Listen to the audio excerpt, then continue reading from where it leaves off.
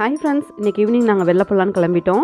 மலைக்கோட்டையில் சாமியை பார்த்துட்டு அதுக்கப்புறம் நம்ம சாரதாஸில் கொஞ்சம் பர்ச்சேசிங் இருக்குது, அதையும் முடிச்சுட்டு வந்துடலான்னு சொல்லிட்டு என் பொண்ணுங்க ரெண்டும் முதல்ல ஏறி உட்காந்துருச்சுங்க ஆட்டோவில். போயில இது என்ன அது என்னன்னு கேள்வி கேட்டுகிட்டே வராங்கங்க.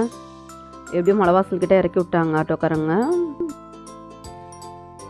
இறங்குனதும் என் பெரிய பாப்பா எங்கள் அம்மா கூட முன்னாடி கிளம்பிட்டாங்க. அங்கே பாருங்கள், இதான் மலைக்கோட்டை வாசல்.